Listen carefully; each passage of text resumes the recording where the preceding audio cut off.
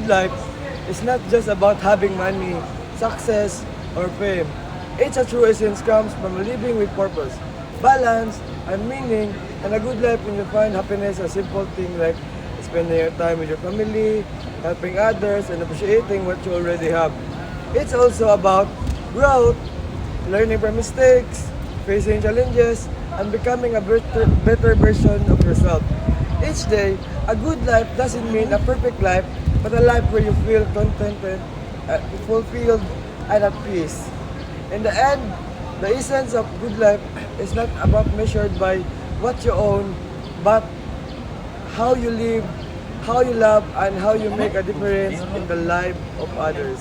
So, nanotechnology is the science and application of very small materials measured in nanometers, which are 1 billion of a meter. It involves multiplicating atoms and molecules to create materials and devices with improved properties, such as greater strength, lighter weight, and better electrical conductivity. So, Nanotechnology is widely used in different fields. In medicine, it helps deliver drugs directly to disease cells and improve treatments. So in electronics, it makes device smaller, faster, and more efficient. It is also used in environment. So it protection by helping clean water and air pollution. And energy production through improved batteries and solar panels. We live in a world powered by science, driven by technology, connected by society. Technology can build bridge or create distance. The difference depends on how we use it.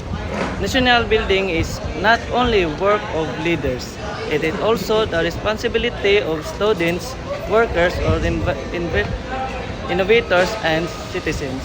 Every discovery matters, every idea matters, every person matters. As future maritime professionals, we do not only navigate seas, we Climate also change is one of the biggest problems facing our world today. It happened because of human activities such as burning fossil fuels, cutting down forests, and pollution. This action releases greenhouse gases that trap in the atmosphere, causing global warming. As a result, we experience stronger typhoons, rising sea level, extreme heat, floods, drought, and change in weather patterns. Climate change also affects animal, plant, food production, and people health and livelihood.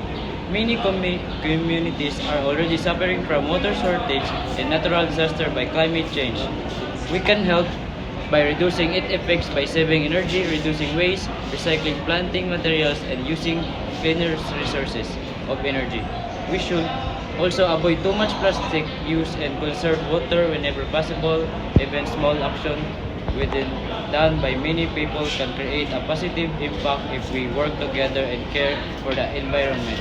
We can help to protect our planet and create a safer future for the next generation. Technology.